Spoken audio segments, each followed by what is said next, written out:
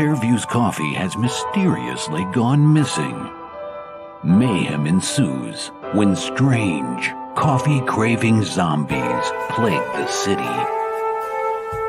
Detective Mickey Potatoes, an overworked public servant, uncovers why ordinary citizens are losing their minds and how to stop the coffee apocalypse. But it involves the mafia. And when you're dealing with mafia crime families, nothing is ever easy. The mafia controls everything in the city, including the police, including him. If he breaks the mafia, they will break him. So, the city is without coffee. The city is burning before his very eyes, but he's powerless. Detective Potatoes has the power to stop the coffee apocalypse, but if he does, he could lose everything.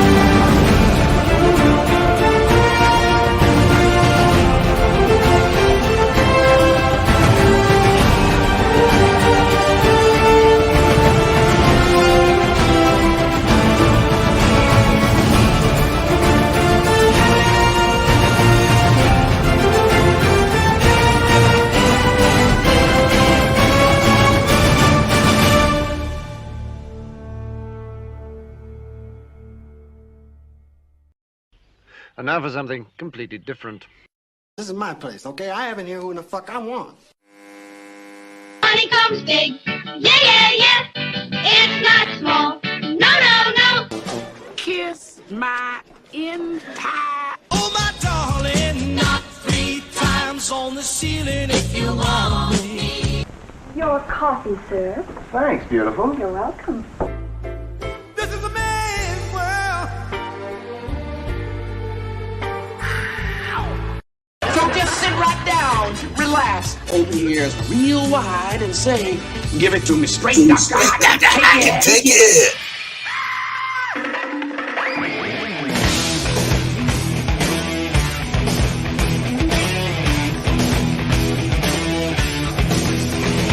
Kick the chops out from under the wheels. Flaps up. No offense, Margaret. Contact. We're off. Rum, rum. Doctor, doctor, give me the news. I got a bad case of loving you. Oh, what heights we'll hit. On with the show. This is it. The doctor is in, baby! Holy cow, good afternoon, everybody. Welcome to the podcast that won't rust, bust, collect dust, king, stink, turn pink, umbrella that seems in the rainy season for 90 days or your money gladly refunded. I am your host, Doc Blalock, artist and writer, creator of Pariah, Blood and Mud. Currently, my golem is locked in a head-to-head battle with Garbage Man over on Twitter.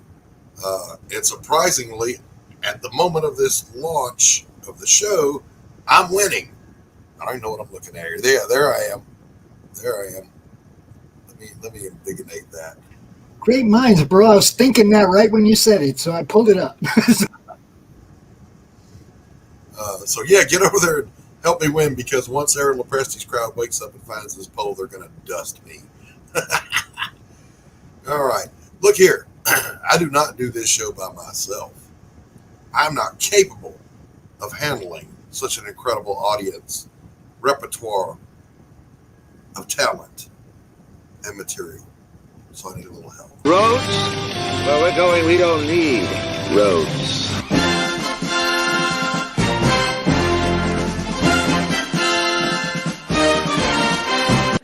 Gordon Shumway, nice to meet you. Interested in a new Buick? Nonsense. I've not yet begun to defile myself.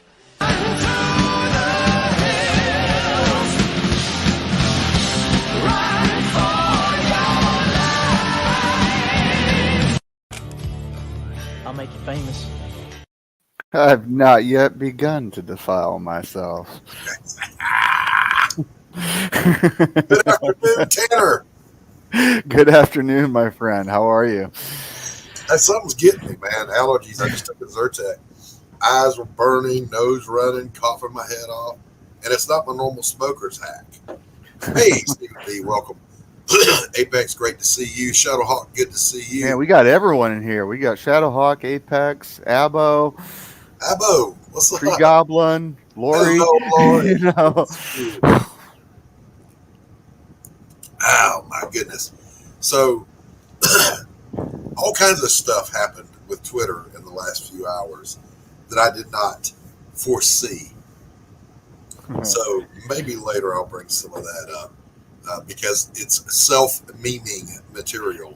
But we've already got our memes locked in for today. So I just thought it was hysterical that one person thought it would be a clever idea to come at Ethan by saying, you're just jealous because Miss Marvel and Jessica Cruz are getting far more attention than anything you ever created.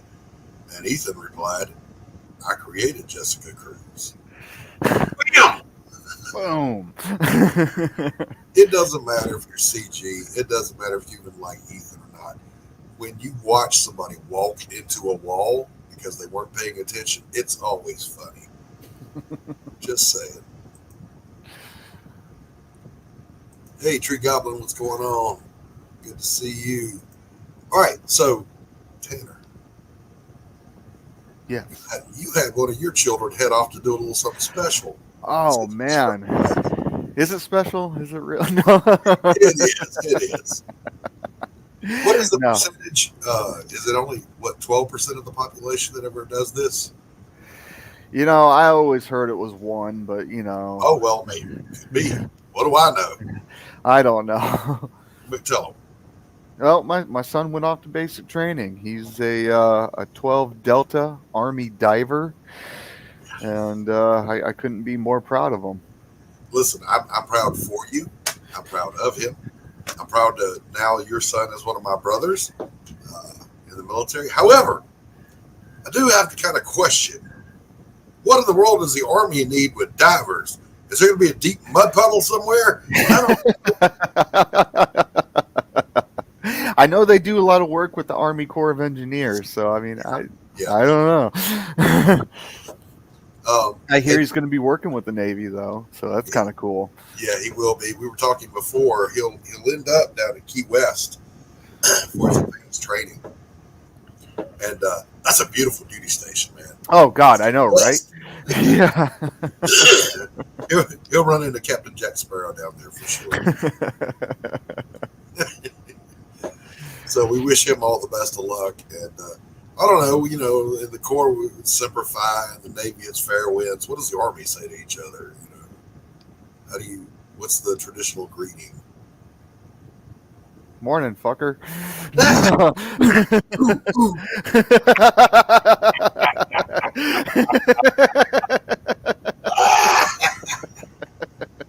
All right, see you, shithead. Yeah. That's good stuff. Oh my goodness. No, they say hooah. Hooah. Well, I mean, you know, the Marines have hoorah. They started all that. Hoorah. Hoorah. And then the Navy started with booyah, which is stupid. Yeah, that's pretty bad. Booyah. Booyah, Master Chief. What? No, that's it. So anyway, I'm not going to wade into those waters. I don't want to fight with my brothers who wore different uniforms. We're gonna dive right into some of our material here, Tanner. All right. you know, this is what the people come here for. They're here for.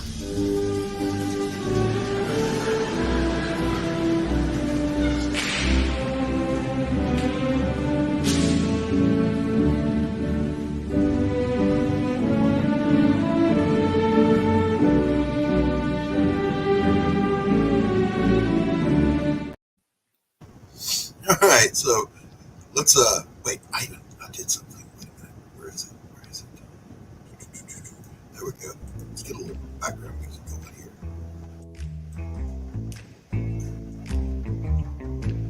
My noir music. We're gonna take a look at some memes here. If you don't stop lying, son, you'll grow up to be a fact checker for Facebook.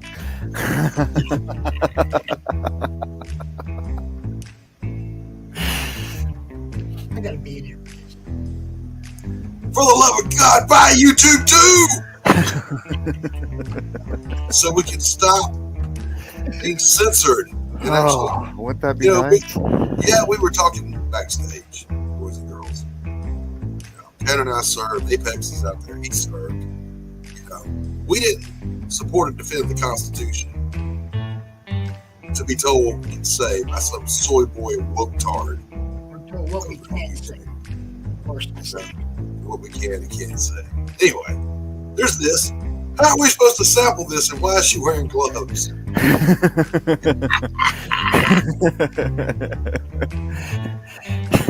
Ooh, that's a good point. And don't think I have forgotten you toilet paper hoarders. Good morning, John Diller. Good to see you, sir. I haven't forgotten you toilet paper hoarders. Oh man, that was crazy during that because I was stuck in Poland during that time and I heard all about it. And we opened up a Connex that was filled with, military grade 1-ply, pretty horrible toilet paper. But I mean, it was filled with it. So we were like, oh wow, we just opened up Fort Knox. It was like we could ship this back to the States and make a killing. Think about this, Tanner. Think about this. Right now, we know somebody, all of us, who was a toilet paper hoarder. But they're not outing themselves. They're just keeping their little mouths shut. Hey, Jim O'Reilly, good to see you, my friend. Now, is it considered toilet paper hoarding if you got it from like Sam's Club? No. Okay. No. Okay. We shop once a month, so we'll stock up for the month on everything. And we stocked up on toilet paper per normal, and then they slammed the brakes on the world, and we were okay for a good little while there.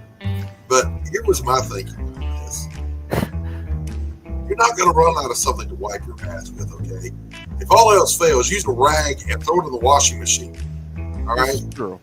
So, yes, exactly right, Jim. And we can now say that on YouTube.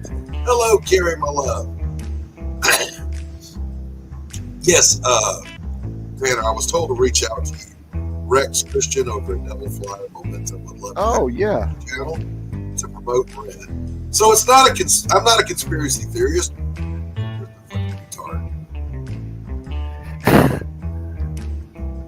And then we all know this one is true.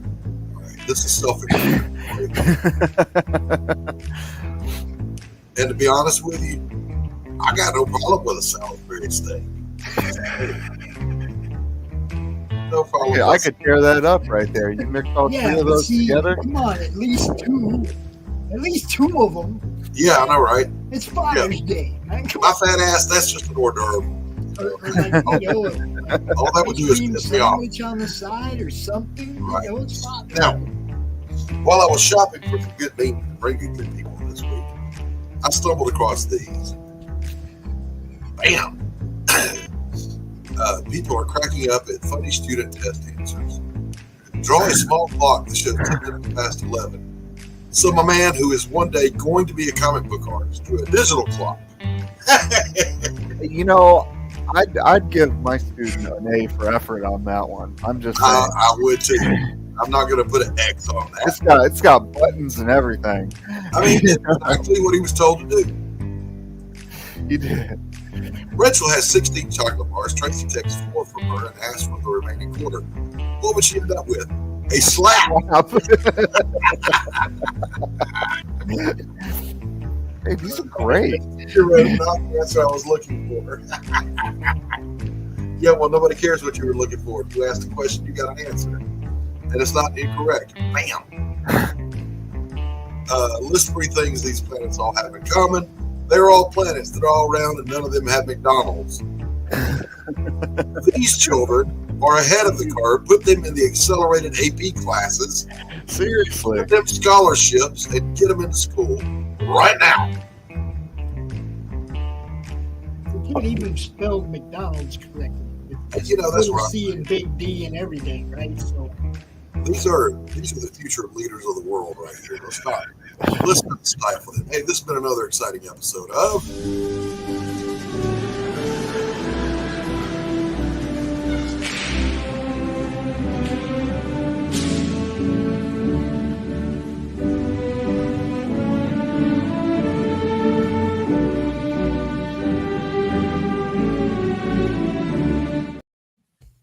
So there was another one. I didn't save it, but I should have.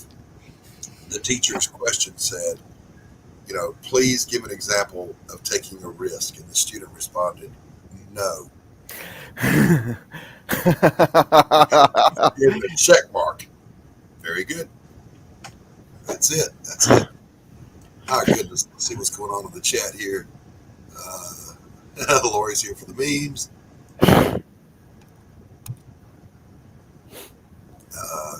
I didn't get slapped when I handed out dairy and milk chocolate bar in town to random people as a random Africanus. I did get a hug, though.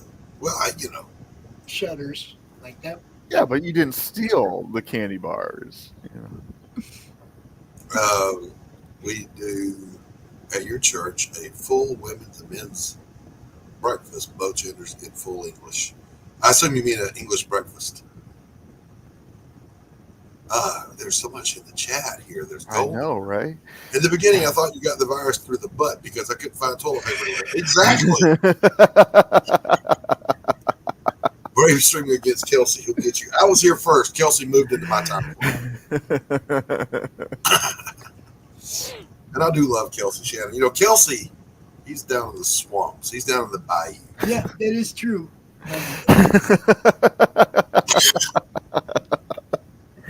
And good old Kelsey, he'll go into hiding. The lockdown did help that part spread. For a few months. Then he comes wandering out of the swamps. And he's got new art to show, and it's always awesome. So you gotta love Kelsey. So we got a pretty good little song for you here. Your guest is in the backstage area. I'm aware. We'll bring our guest out right on the. I just let you know. All right. But it's time for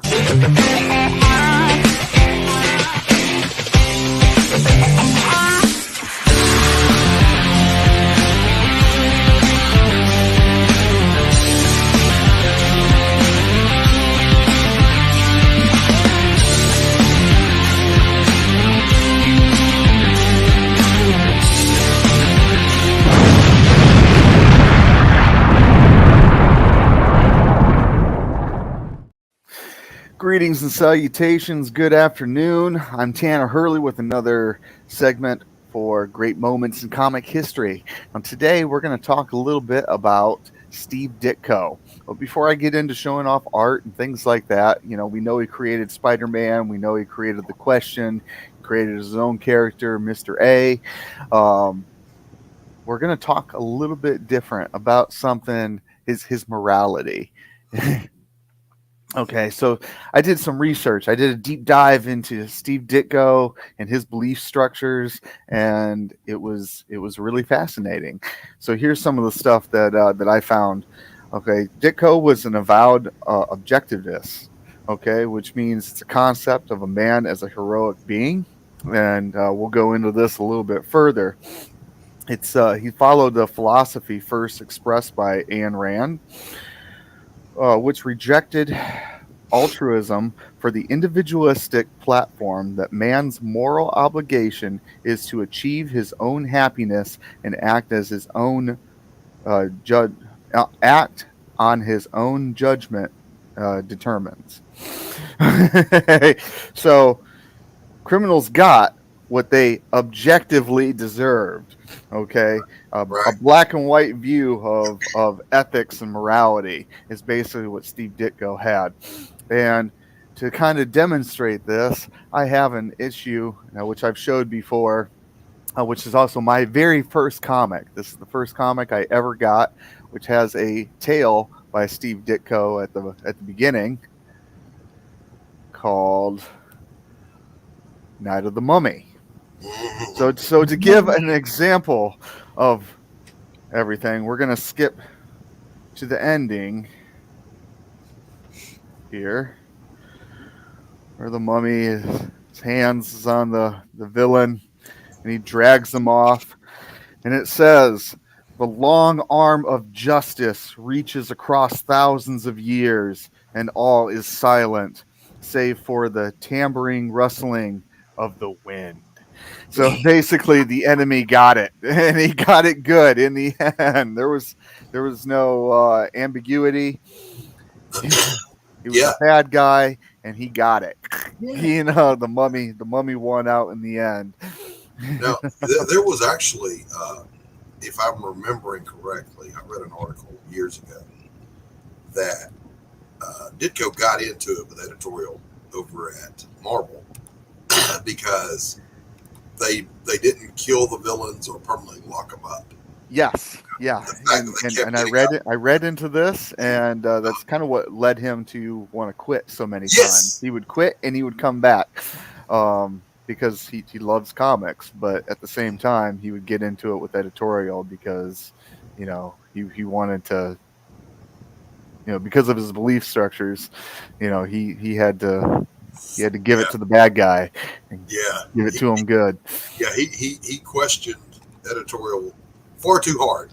Now, I kind of like that spirit, and but you got to get Marvel's viewpoint. We got to reuse these characters, Steve. You can't just kill them all off. The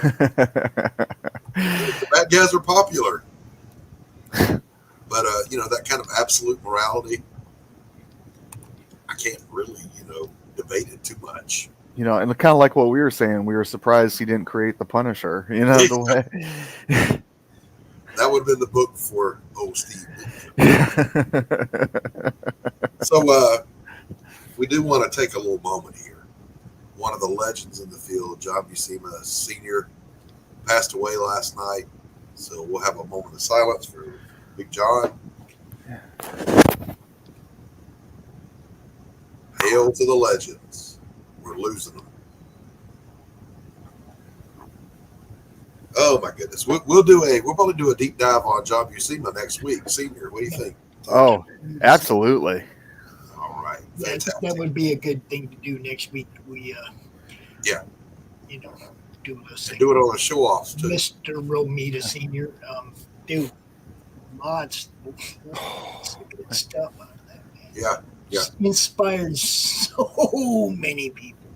Yeah. Particularly if you're our age, Pops, we grew up on Buscema, Well, I have like damn near the entire run of Conan.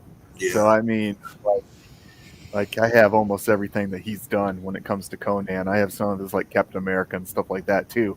But I mean, the definitive Conan for me is John Buscema. Yes. Don't spoil it. We'll do that next week.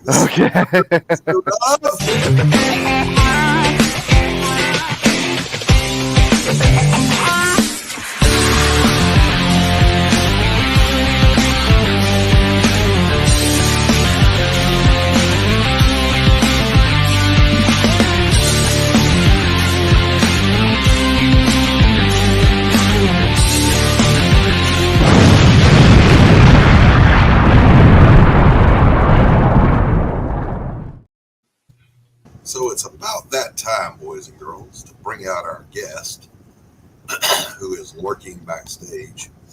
Lurk. Lurking.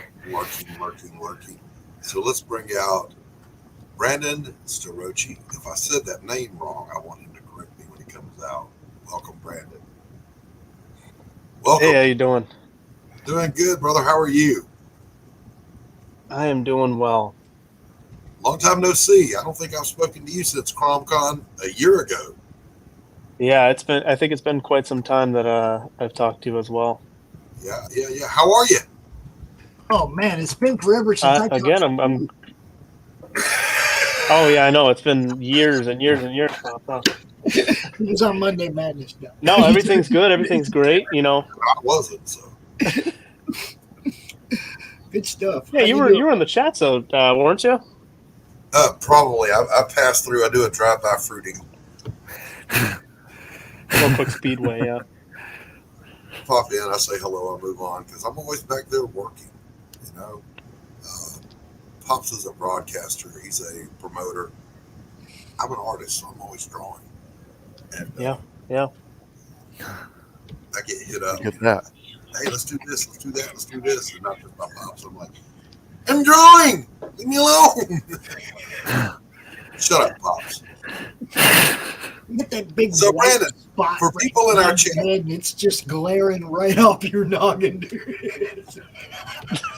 So Brandon, for those who don't know who you are, tell people who you are, what you do, and why they should love it. Well, I'm Brandon Starocci. I'm the creator and writer of Avalon Comic. Avalon, in a nutshell, is a brand new post-apocalyptic comic book that steers away from the hero's journey. We kind of focus on a whole family as the main protagonist alongside of the world that we're building around it as well. And that's basically it. I mean, in a nutshell, that's what Avalon is. We're very proud with what we got. We have a Kickstarter that's live right now for issues 4 and 5. We're trying to wrap up this first season here and getting to issue 6 at the end of the year. So we're moving quick. We're getting it all out for people to kind of see a good understanding of what Avalon is. Seeing it out in the 6th issue spread, you could definitely get a good taste of what it is, and you could tell that it is different from all the other projects that are in the zombie genre. Yeah, and we're very nice. Here in a minute, we're going to take a look at the Kickstarter. But Brandon, how long you been doing this? I've been working on Avalon for probably late 2018, 2019. I would say about that time. We've been working behind the scenes. It hasn't been public until last year in March. We came out last year in March with Avalon physically and as PDFs and whatever, and getting it out there. But yeah, we've been working on it for quite some time. Right. Now, are you the artist, the writer, the creator, the publisher? What do you do? I'm the creator and writer of Avalon. Creator and writer, and tell us about the rest of your creative team real quick. Yeah, Alan, which is also a co-writer, he helped me out with a good chunk of this first season. Callie, we just added as well as another writer. She kind of is, editing, kind of writing, adding some pointers and stuff like that, keeping me on track. I have a lot of ideas, but a lot of ideas doesn't mean a good story. You have to make sure that those ideas fit properly and they go in the right spot. So having Alan and Callie kind of mentoring me, kind of keeping me on track is great for me and great for the story going forward. And of course, Demetrius, which is the artist. Everything you see visually is done by Demetrius. He does a phenomenal job. We're very grateful to have him. He makes Avalon what it is here today. But that's basically the team we got right now. And that includes colors, by the way. Oh, yeah. Everything you see visually is all Demetrius. All right. Wow. Fantastic. Well, let's bring that campaign up, Pops. Take a looky-look here. So here it is over on Kickstarter. Let me, is our banner across the, our banner across the top that's blocking part of this. Let's take that down. How do we take that down? There we go. All right. So do we want to play this trailer first? Is that what we want to do? Yeah, it's up to you. Yep. No, it explains a lot of what Avalon is. No, I think it takes a load off my shoulders there if you do. There we go. Let's do it. Hello, everyone. I'm Brandon Starocci, creator and writer of Avalon. And I'm Callie Overlander, the newest addition to Avalon Comics. So, what is Avalon? That is a great question, isn't it? Avalon is a brand new post-apocalyptic comic book that has a little bit of something for everyone. A story that stays true to the zombie genre, but adds in its own originality. You begin this world by following the Castle family at their youngest son's super sweet 16th birthday party. And let me tell you something, it ain't gonna be so sweet. Right away, you're going to see sprinklings of mental health issues arise, like anxiety and depression. Sprinkles? The cupcake sprinkles? Mm-hmm. Okay. Yeah. As you begin to read this story and understand the characters a little bit more, you immediately understand that Avalon's infection isn't your typical zombie outbreak. As you can tell by the scratches on their eyes and how they do... Oh, wait. I feel like they should read it and find out on their own. Am I getting ahead of myself? Yes, okay. yes, always. Okay, that's my bad. So let's move on to the next thing. Why would someone choose to read Avalon? Well, absolutely. I feel like there are so many reasons why. It's so many relatable things, like issues like bullying, mental health, physical health. You have realistic decision making and those consequences to those decisions. You have family problems, and of course, what we all came here for, the zombies. The zombies, wasn't it? Now, Kelly, how about you explain why you said yes to joining Avalon? Okay, yeah. I said yes to Avalon for a variety of reasons. I love horror, and I love that a horror comic was being made right here in my hometown of Erie, Pennsylvania. And Avalon takes place here in Erie as well. Having the opportunity to be a part of something that's being written in my hometown, for my hometown, is amazing enough, and were all reasons enough to join. But then, I started talking to the creators of Avalon, and I realized that this wasn't just another zombie story. There was something really unique about it, and I wanted to be a part of this unique adventure. Guys, Demetrius is on the line. Oh, here, send him in. Oh, yeah. Hello, Demetrius. Hey, it's Demetrius. good to see you. Good to see you. Hello, I made it. Well, good to see you both and everybody on Kickstarter here. I'm Demetrius Nastos. I'm the artist of Avalon comic, and I have a few things to say about it. Avalon is the very first comic that I got a chance to work on that was about to be published, so it was a big thing for me. And reading the script, the first script of issue 1, I'm loving the character development, the horror and noir elements that it had, along with the slow burn of the story. That was pretty much the reasons why I said yes. So here we are. And me personally, myself, I'm thinking of new ways of utilizing panels and using them in a great way to tell the story that the whole team has created. So you should be really excited for... Sorry guys, I have to go. He seemed like he was in a hurry too. Yeah, it was strange, wasn't it? Yeah.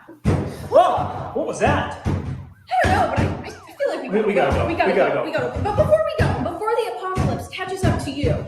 Get your copy of Avalon now, okay? Yeah.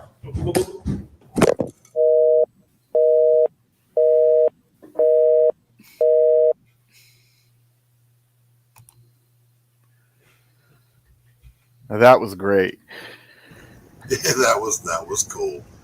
And look, I can't help it. This is where this falls.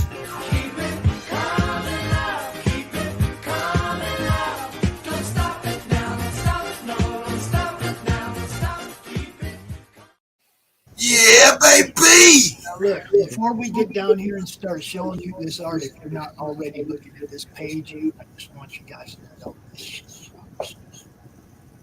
This guy kills it. Who's got the... What's up? All right, first of all, the art looks amazing. I love it. Art is great. Oh my god. Dude, yeah. That's what I'm saying. The page layouts are unique. The use of color, when color used, is amazing. This dude killed it, man. I have the first 3, and yeah, I'll have the next 2. This is good stuff, man. All right, well, you've read these pops. Yeah. Are they good? Look, the art is a bonus. The story, the interaction between family members in an apocalyptic crisis, okay? Friends, family, work partners, people, you got people that work together when this shit goes down. That, what do? Do you leave your partner, go to your family? Do you know what I mean? It's like all kinds of different things happening, and the different interactions are, realistic. There's times when it's like, You can tell somebody's giving a little clown shot on somebody else for brevity to give them a little, like inspiration to this is some serious shit, guys. Now they're still trying to keep each other up, right? It's like, dude, it's really good. It really all is. Right, here's my question for Brandon. What event is the apocalypse in the world of Avalon?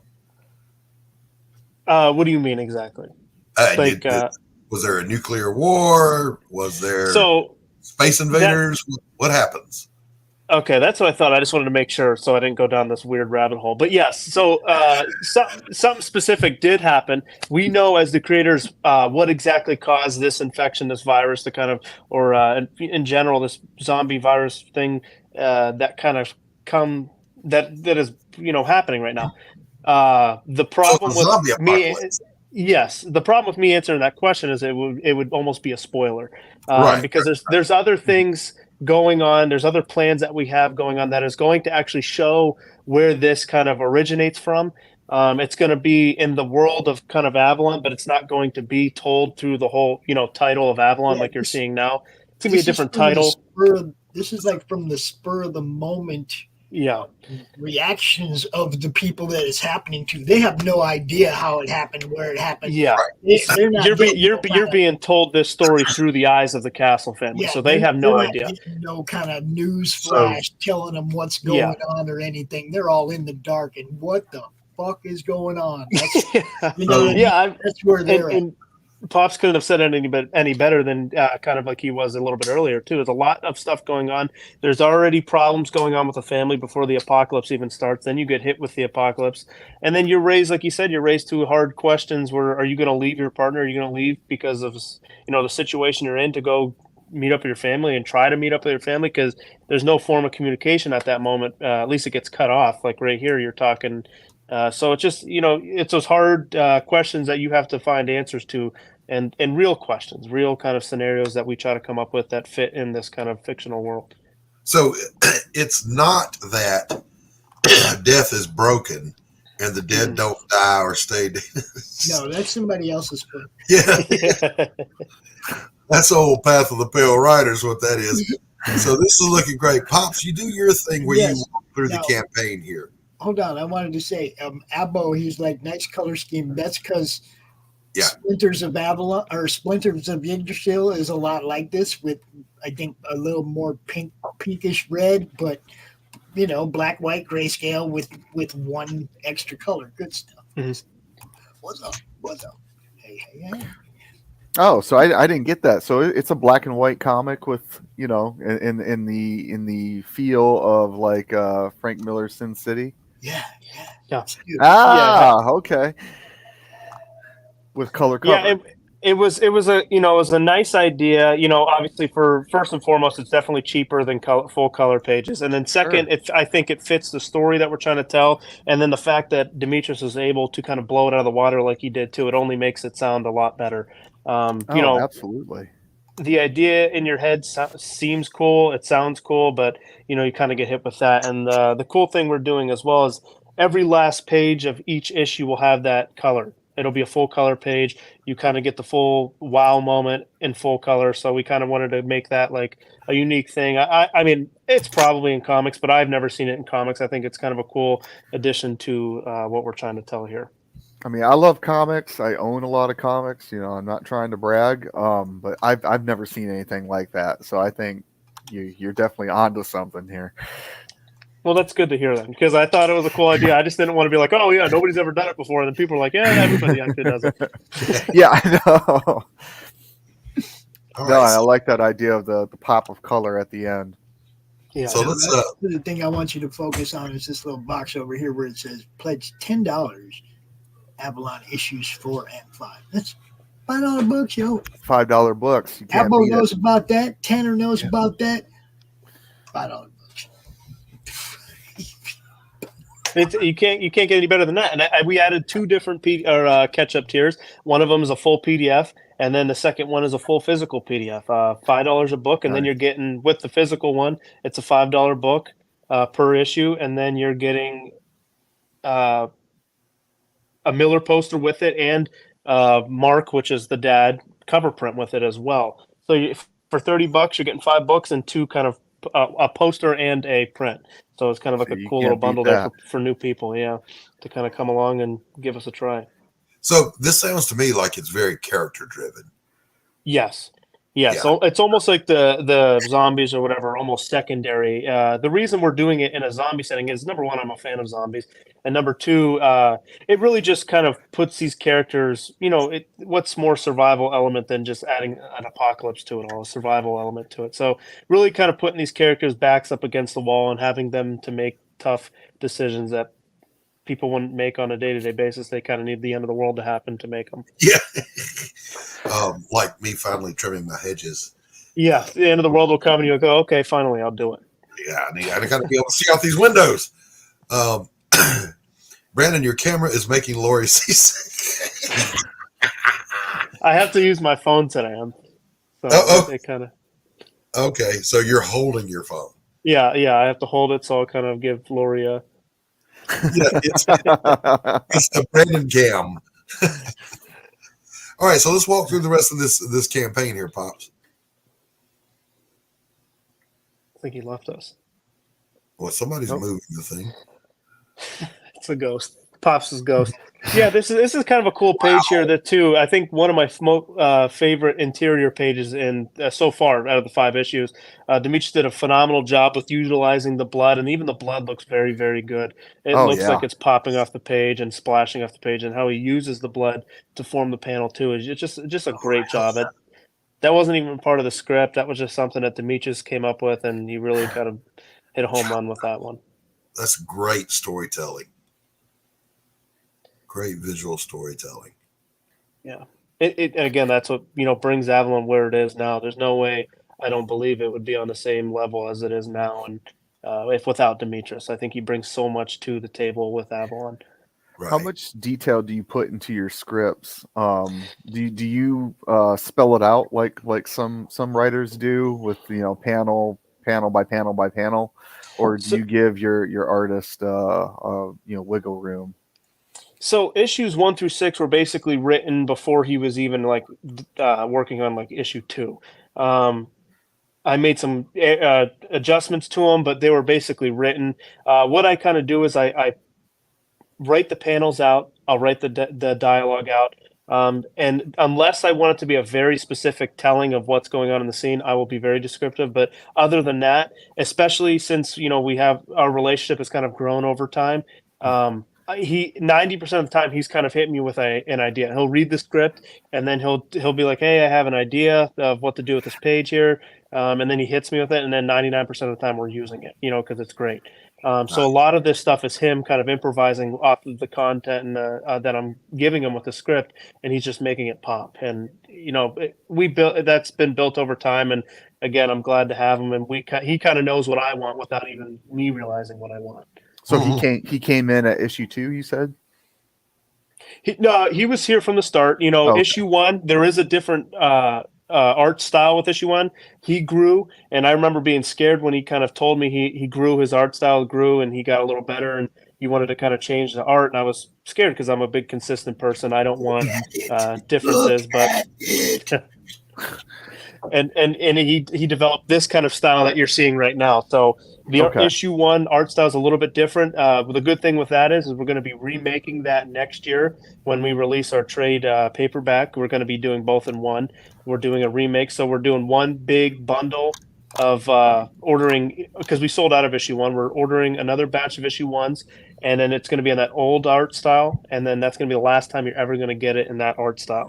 So you better get it now. If you want to get number 1 in the old art style and have it the way it that unique touch, you need to grab that now. If you're a collector, like that kind of, I made sure I got mine. Like in his last campaign a while ago, I was like, oh, you need a catch-up tier, because he was coming out with number 3.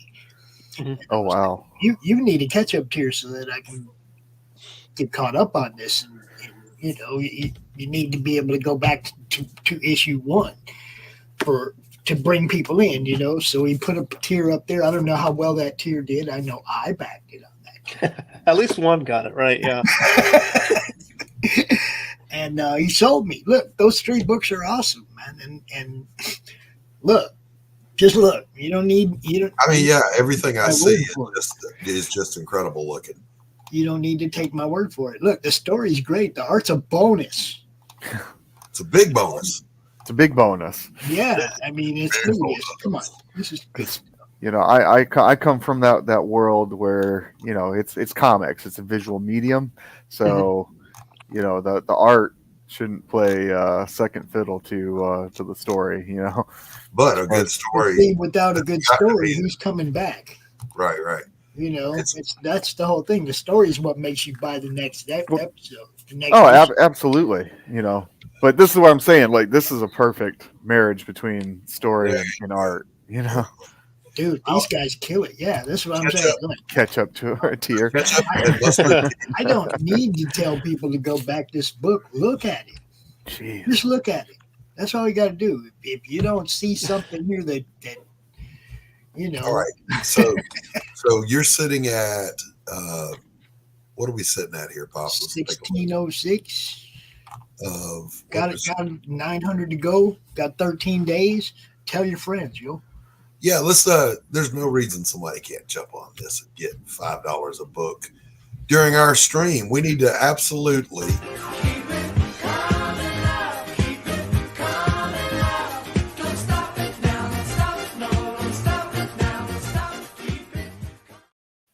And it's just a great story, like I said. And like he said, the zombies are just what's freaking everybody out.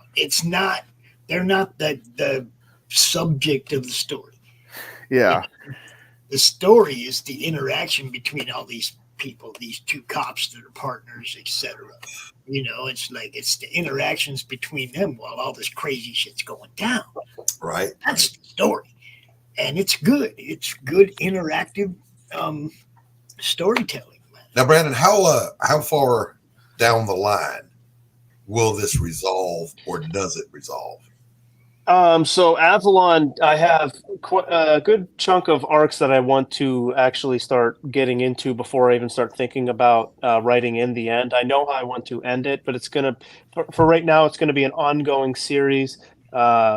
And like I said, there's quite a few arcs I kind of want to show in this genre, really, that I feel like haven't been kind of done yet, especially with season 2 and season 3. Those are going to be big difference. There's going to be similar things that happen in the world for sure, because you're not going to get away from all of it. But the atmosphere and the feelings of the characters and the different elements that we're going to be bringing to it as well are going to be very original for us and what we're trying to tell here. And I'm really excited to kind of get into the season 2 and season 3 aspect of everything. And it's going to go on further than that, but it's just kind of to give you a good understanding of it's going to be ongoing. There's new ways we're thinking of, new things we're trying to add into this genre. There's a lot of new things that haven't been added to it. They kind of stick to the old formula, and I don't know why. So we're trying to change it up and bring original stuff to it. So why Avalon? Oh man, you beat me to it. I was going to ask that.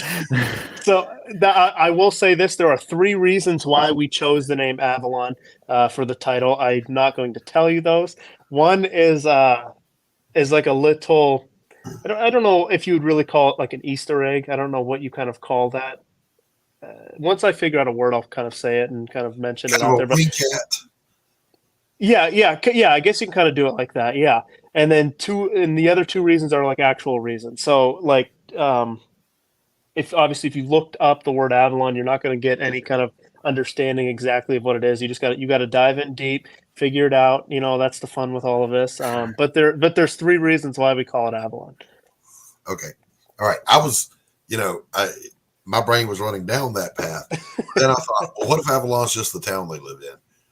No. So they live in Erie. So, and actually, at the end of this season coming up here, you're going to know at least one of the idea or one of the reasons at the end of the season. But the other 2 reasons you kind of have to. One of them you have to really do your research, and then the other one you kind of have to like it's a wink at something. You're right, like you said, you're gonna have to figure it out. Right on. Very cool. So, Brandon, I got to ask you. I didn't get to ask you this the last time we talked. Have you done work before Avalon?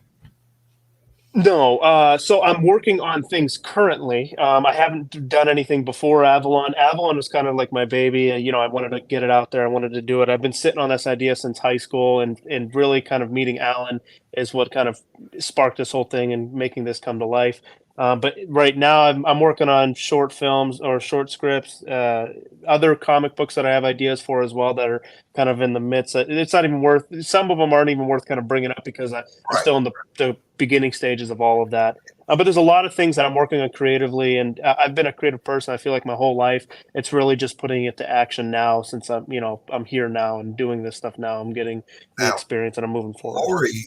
Laurie contends that Alan is an imaginary friend. Yeah, and that's a big conspiracy, and we're going to roll with a conspiracy because he might be. This might be some Fight Club stuff going on. It might be a psycho. Oh man, Fight Club and zombies. And then I met Alan. Translation, and then Brandon had a psychotic break.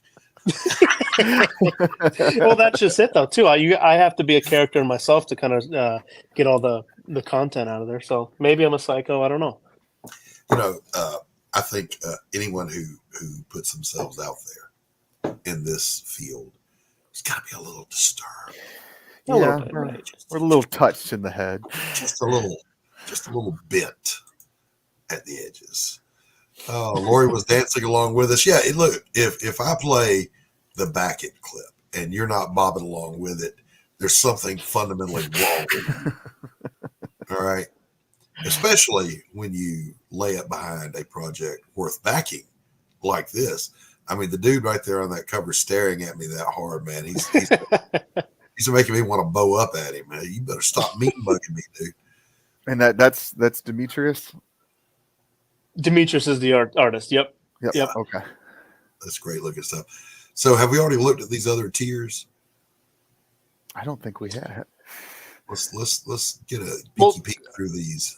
Yeah, I think one notable things obviously are the two catch-up tiers, the PDF one and the physical one as well. Those are the notable ones for the new people that are trying to see this for the first time. We do have ones with variant covers coming out as well. Demetrius is working on it. The idea of those covers are, when you put them together, it's going to look like one big poster. He's working on the pencils right now. As soon as the pencils are done, I'm going to update it. I'm going to put it on social media and also on the Kickstarter so people can kind of get a good feel of what it is. And the idea of the poster. What is it? Will you release that as a poster? Yeah, we also might release it as a poster right now as well. If there's enough buzz behind it as well, I'll definitely just put it on as an add-on here for the Kickstarter. Nice. But the idea of these two covers is ascending and descending. So that's kind of the idea and like what we're kind of going with here. Really cool so far. I'm waiting for him to finish the pencils all the way through so I can put it out there. But I'm excited for those. Obviously, as well, one of the bigger tiers or pledges down below is Demetrius did original pencils of duo characters. And it's done on 11 by 17 posters. Like I said, original pencils. He's from Greece, so this is not going to happen very often. They're one of ones. The Ty and Mason one already sold, so there's only 4 left.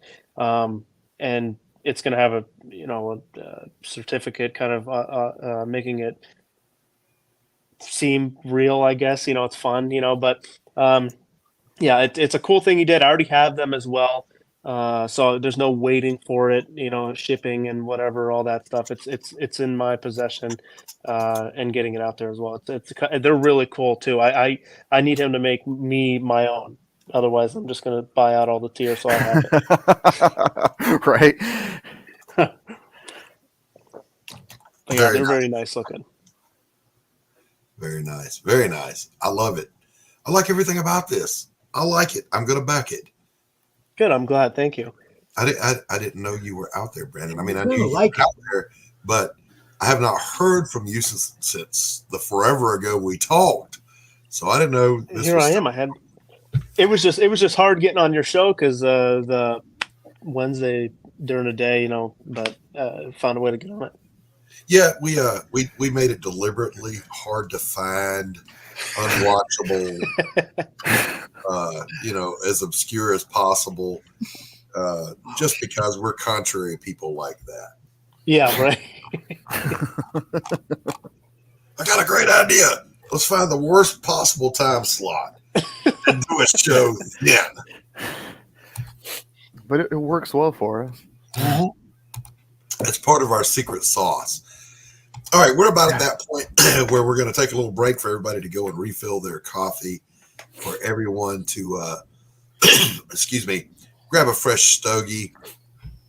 And we're going to play a few commercials here for you while we do that. Now, when we come back, Brandon, what we typically do is we're going to open up the stream. If someone wants to come in and talk to you and ask you questions, we're going to let them come in and do that. If not, we're going to F around and just hang out. Sounds like a plan. Fair enough. All right, let's play some commercials. We have a new one. Revenge, the sweetest morsel to the mouth that ever was cooked in hell.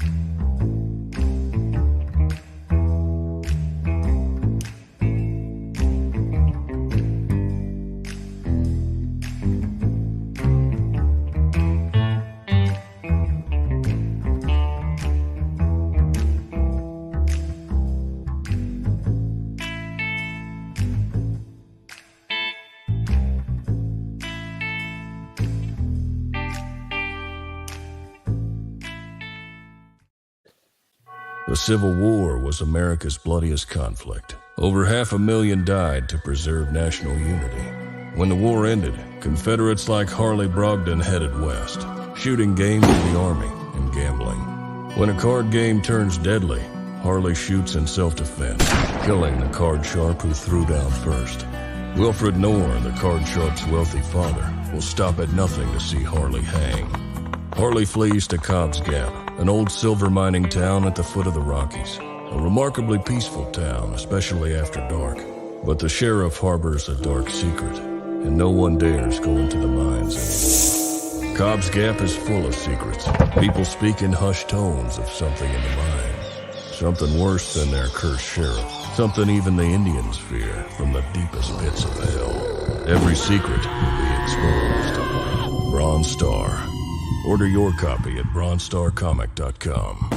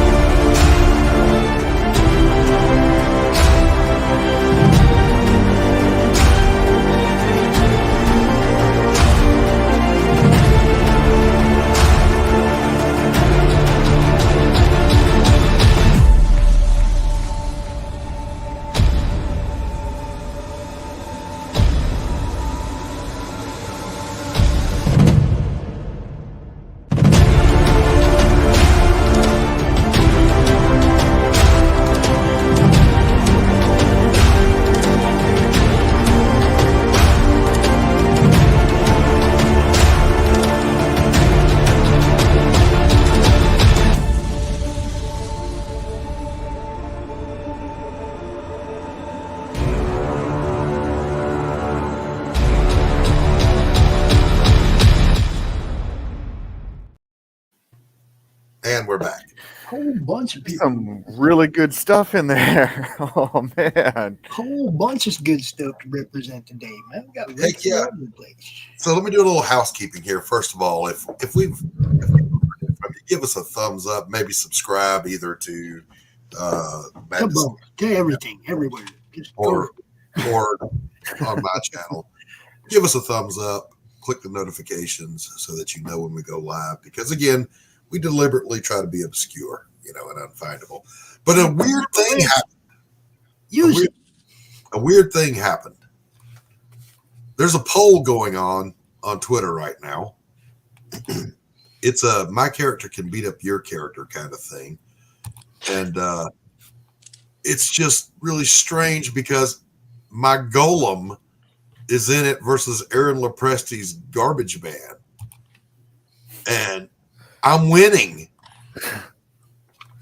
Now, I have some thoughts about this. One, I don't think it's them fighting each other. I think it's the character design and art presentation of the two pictures that they showed that I don't have up here for. But nevertheless, before Aaron Lopresti's crowd out there on the West Coast wakes up and catches up and clobbers me, there you go. Head on over to Twitter and click on my golem, who I had no idea this was happening. Imagine my surprise. It's hilarious too, because I looked at it, I was like, that looks just like Doc. You got Dark Gift. Ooh, let's get it on. You got Stephen B picking the golem, Manicore, the money's on the golem. Look at that. You got fans, Doc. You got fans, brother. No one could be more surprised than me by this turn of events, especially since of all the CG kings, Aaron Lopresti's art is my favorite because he's old school. It's like having another Buscema or John Byrne or even a Perez. That's my jam, man. So he worked with Perez over at the Ultraverse. What was Malibu Comics? Yeah. And I love Aaron Lopresti. I love his art. I like him as a person. Love his wife Shelley. She's a trip. Would love to work with him one of these days. However, we must defeat Aaron Lopresti in this head-to-head battle. I guess they're asking you, Doc, is your character a play on Alan Moore?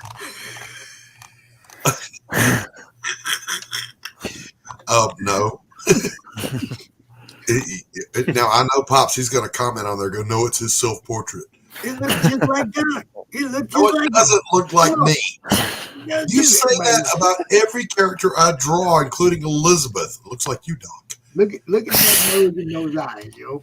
I have a huge nose. He has a little bitty nose. He has a full head of hair. I'm bald. We look nothing alike. It's Doc. Everybody knows. I think that's a little transference on your part. You want to make Even Carrie knows it's Doc. You want to make an appointment, get on the couch, and we'll. Hey, we're going to throw it open here. If you want to come in and talk to Brad about Avalon, or come in here and hang out, we're going to drop the link for you and invite you to come on in and hang out with us for the last segment of the show. You know, I get tired of hearing about, you know. How dare you!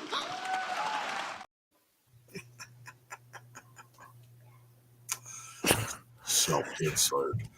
There is a character that is me in Pariah Blood and Mud, but it's me when I was 20, and I drew myself in as a background character because I needed a different look, and it doesn't get more different than this.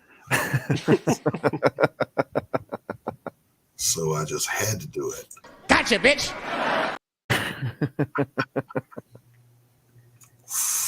All right, did we drop that link, Pops? Getting there. Oh, I thought you were dropping it. I'm dropping it. You're dropping it. You're producing the show. Come on, man. Yeah. I also noticed when I opened up my Twitter that I had a message, so I had to answer it. See, you know. Yeah, it's like everyone knows I'm doing a show at 1 o'clock, and also my messages start blowing up. Oh yeah. Oh yeah. Well, it doesn't matter what show I'm doing. Now, Stephen B. had said in the chat that there's new developments on the Crypts and Legends front, and I know he'll want to come out and tell us. So, Stephen, come on out here and share that with us. Laurie, get in here and back your friend up. Hell, Joe, we haven't talked to you in forever. Get out here. Joe's like, Not without Mo. Joe's like, I'm working. I have got to get Mo to do the voiceover for the next Pariah book as Elizabeth, because she has one of the best. As a matter of fact, we're going to play that trailer for you so you can hear her narration voice. I mean, just the best I've heard. Bringing you sex, sass, and style. Buckle up and unlock your imagination for a fun adventure with these death-dealing dames. They sail the galaxy in search of spoils. The most dangerous acquisition, and the most fruitful, are the legendary Splinters of Yggdrasil.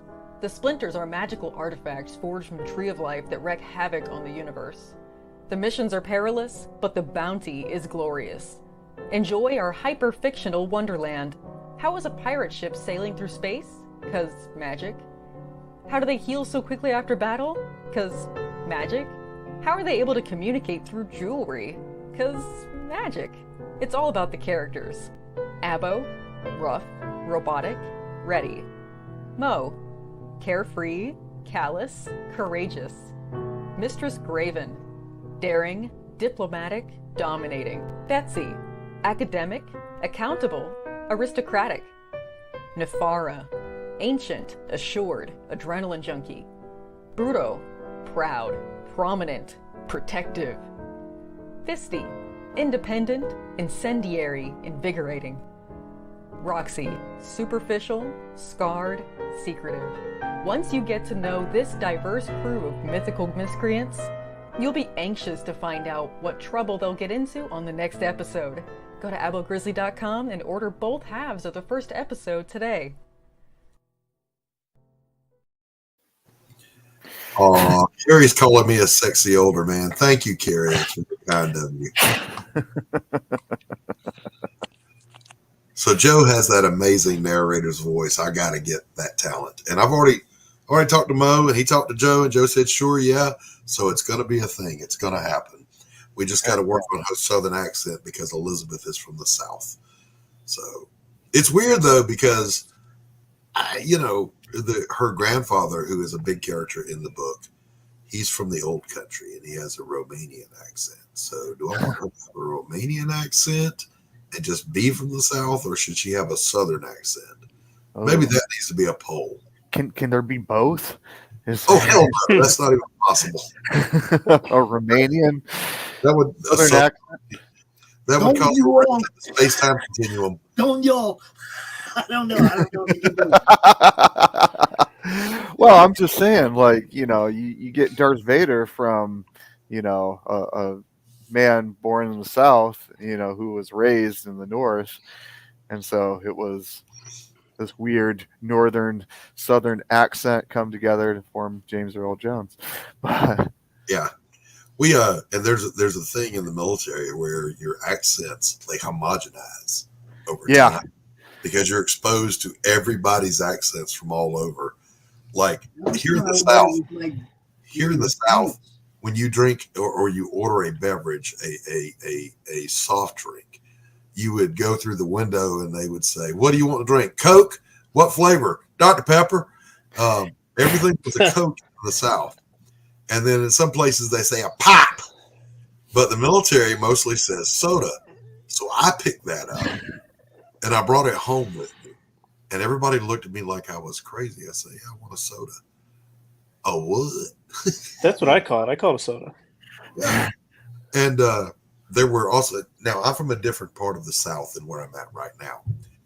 And when I moved here, I heard phrases I've never heard anywhere before. One of them is IMO. "I'm going to go to the store." What? It's an IMO. How do you get "I'm going to the store" to IMO? I'm going to go to the store. Magic. And then I was working in an emergency room and I heard this one. One of the nurses said, "I'm going to go get me something to eat." And I'm like, what in the hell was that all about? Was that you saying, "I'm going to go and partake of a meal. Don't ask me to get you anything because it's just for me. I'm going to go get me something to eat"? What? We would just say, "I'm going to lunch." Strange phrases that kind of threw me when I got here. So you're all in the light, Pops, because magic. Edlo got it. Edlo got it. Oh my goodness. So yeah, I got to get Joe. I got to hear her Southern accent. Mo. Wait, do I have that backwards? Joe, Mo. I always get it wrong. Who am I talking to in chat, Pops? Say what? Who am I talking to in chat? Joe or Mo? You are talking to Joe. Joe. So I need Mo. I need to hear her Southern accent. Tell her to send me a clip or something. I don't know. Brandon. Yes. When it's time to turn Avalon into a TV show or a movie, cast it for us. I do have names. Hang on, I gotta pull them up. I figured you did. Actually, for the longest time, it's funny. I didn't have names for them. I didn't know who was going to be who until like a week or two ago. Okay. I have a couple different actors. I'm just going to tell you the number ones I have. Okay. For Andy right now, we have Barrett Carnahan, and what I want to is I don't want anybody crazy. I don't want anybody that's like a big, blockbuster A-lister actor or anything like that. Yeah, I don't want an A-lister. I never heard of him. What was I looking from? He is from. What's the latest thing he's out right now? Pops, can you find an image? What image? Barrett Carnahan, actor. Cruel Summer, I guess he's in. I don't know. I just. Okay. Because a lot of things that we're putting into factor here is age, and they need to be younger too. So that's the thing, because Andy's younger, and all the brothers are kind of younger. Okay. And then Ty would be Logan Schroyer. That's who we have for Ty right now. I don't know anything. For Mason, it would. Yeah, I know. That's the point. Well, I guess they're actually. I think Logan Schroyer is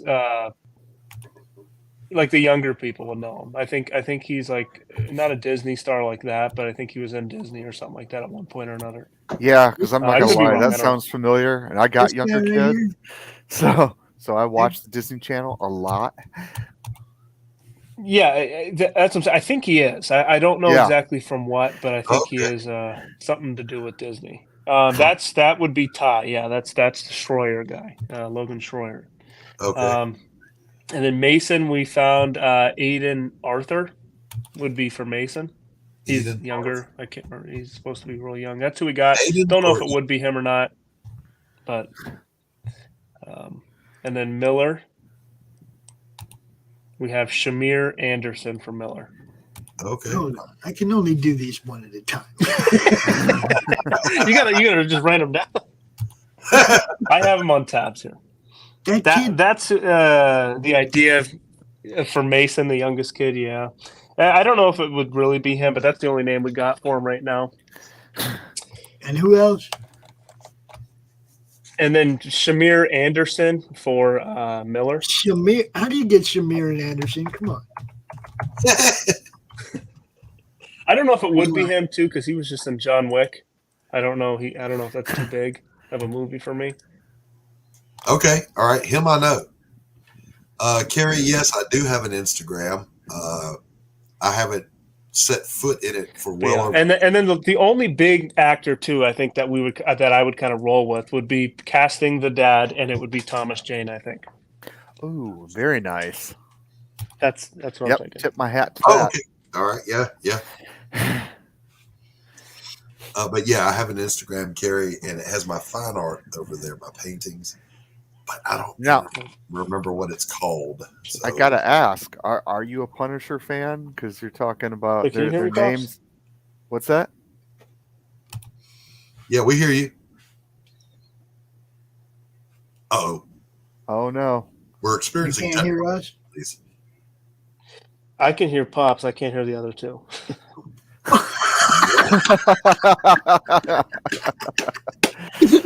I'm gonna blame that on Crom. I'm blaming that on Crom 100%. He knows he needs to be heard. That is a Crom. Let him know we can hear him.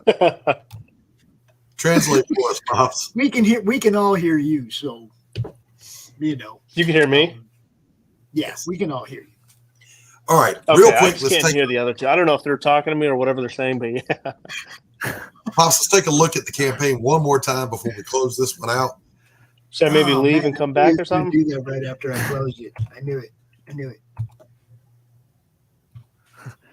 That's my boy Doc. He's always on top of it. Yeah, here we go. Always. This is Avalon. 36 backers, $1,600. This needs to go up. This needs to go up, and it needs to go up. Look, I realize it's only $5 books, so it's going to take backers to get this one to the goal. Okay, yes, it's not one of those big tiers are going to get me there. It's $5 books, and $5 books should be incentive for anybody who likes this kind of stuff, loves this art. Look, $5 books. So back it if you can. If you can't, share just the like link. What Pop said, just jump on it, jump on the opportunity. It's worth a shot, especially if you're a big art person. Like you said, $5 a book. You're going to see some cool art. You're gonna. And the story again, like I have faith in the story. I wrote it, and the team around me too. I think it's a good story. I think it's a good idea. So we're bringing a lot of originality to the zombie genre. So just give it a shot. Look, if it wasn't, it's because of Laurie and Brandon that I even got a new love for zombies because Negan killed it. We had that discussion last week. So, All right. Well, this one's for Joe, by the way. That is a hell of a thing for you to say to me.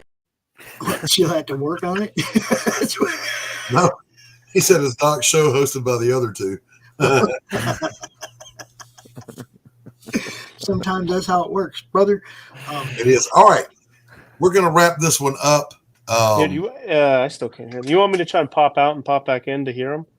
I think we're getting ready to wrap this one up. Okay, anyway. That's fine. Yeah, I figured. I wasn't sure. Why What don't you go ahead and tell everybody where they can find you real quick, and then I'll let Doc run this show down. Sounds like a plan. You can find me anywhere. Avalon is on any social media platform: Facebook, Instagram, Twitter, even TikTok at this point. I know you hate that, Pops, but we're there on all of our social media platforms. We have a link tree connected to it. Go to our Kickstarter. That's what we're trying to do to get our issues 4 and 5 out. We want to get those out so we can keep moving, wrap up our season 1, get issue 6 out at the end of the year. We got a really good season 1 for people. Fan of the genres, fan of family, fan of drama, thriller, any of that stuff. It's in there. It's a bunch of fun stuff in the story. Check it out. All right, fantastic. They kind of reawakened my love for zombies, so between the guys over at Still Token and Laurie and Brandon, I have a zombie comic collection. I actually have a little section of zombie books now, and they're all good. That's the whole point. They're all good. Yeah, I know you can't hear me, but that's good. That's what we want. We want to get people into the zombie genre, and for good material. I know that it's flooded with a lot of crap, but there's a lot of good stuff out there too. So just give it a shot, I guess. Yeah, Tanner wants me to relay something to you. Go ahead, Tanner. So, as a guy with a tattoo of the biohazard symbol in blood, representing 28 days later, I'm a big zombie fan, but I haven't been a fan of zombie stuff lately. Just because, like you said, the market is flooded with stuff. Some good, some not. But this looks amazing. So basically, what he said is, as somebody with a tattoo representing 28 days later, a biohazard symbol with blood and stuff. He has a tattoo of that, and being a big fan of the genre, but having kind of lost interest because of the amount of stuff that is out there. He said he's 100% behind this. The art looks amazing, and dude. No, I'm glad to hear it, and I can be very similar on a similar page with you too. I know it's flooded with a lot of crap. I know a lot of stuff does a lot of weird stuff in this genre, but we're not going to be doing the weird stuff. We're going to be doing the serious, the fun, the cool, the stuff that you want to actually read. So maybe your next tattoo can be this. Hey, you never know. Chest, right? Let me tell you what. Tell people where they can find you and where they can get a hold of a copy of Ren.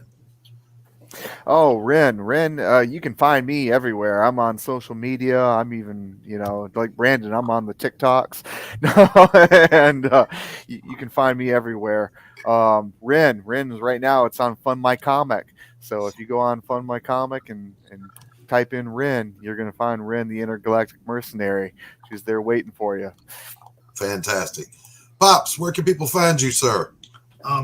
Pretty much everywhere you see the name Madness. Anywhere you see the word Madness, you can look for. No, you know what's up. We do this thing. We show 40 shows a week right here on the Madness Comic Network, and I'm pretty much here for most of it. So, fantastic. And I am your host, Doc Blalock. I'm the artist, writer, creator of Pariah, Blood and Mud, currently in demand over on Indiegogo. We are moving over to Fund My Comic with Blood on the Bricks, and then all my work thereafter. I will not be staying on Indiegogo. So head on over to Fund My Comic. Be sure you give, by the way, our friend Stephen B a look at Crips and Legends. He needs some love over there. Dude, there's a whole bunch of good stuff over there, man. Take your time and look at the site. There are 40, 50 campaigns live over there now. It's lighting up. Yes, there's a plethora of wonderful indie projects over there. I want to thank Brandon for coming out. Tanner, thank you for co-hosting as always. Pops, thank you for producing. Chat, you guys are the reason, period. Play us out of here, Pops. Go to my TikTok and find out, Gary. Go to his TikTok and find out. Sounds like a challenge to me. I'm just saying. It kind of like a challenge to me. Peace out, everybody. Good talking to you. Good seeing you. Later. Played all that. Is there anything we didn't play? Oh, 6 Gun. We'll play some 6 Gun and we'll be out of here. Peace.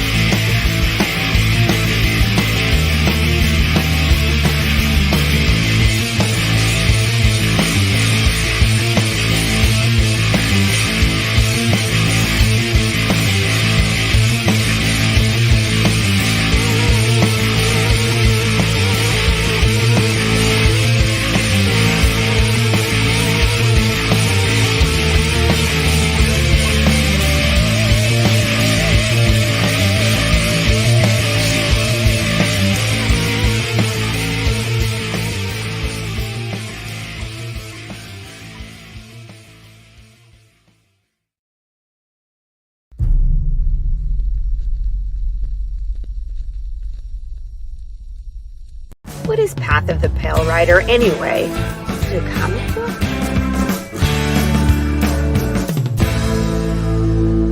No, that's not it.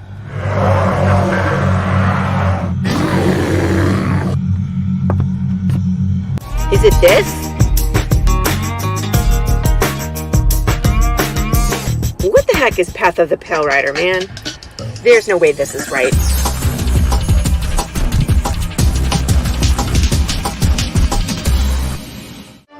How about this? I have no idea. We're gonna rob a bank. Oh, it's this.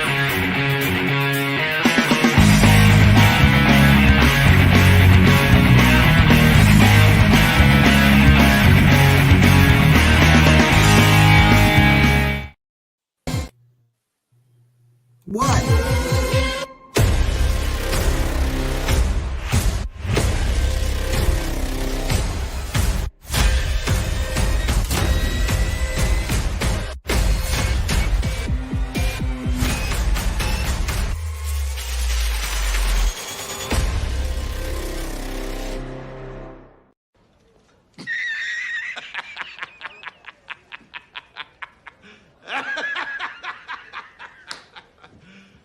You serious? Comic Books for Kids provides comic books to kids in hospitals and cancer centers across the U.S. It's a place where we can all work together to make sure every child has a comic book. 100% of all proceeds go towards the kids. It's about making a difference, and while they're in the hospital, allowing them to fly like a superhero, battle dragons, or rescue teddy bears. We are in every state in the country and now support over 160 hospitals. Every month, we add more. Visit cb4k.org. How do you end this thing? How do you put the where's the brakes on this bus? I forgot. Jazz hands. Jazz hands are done.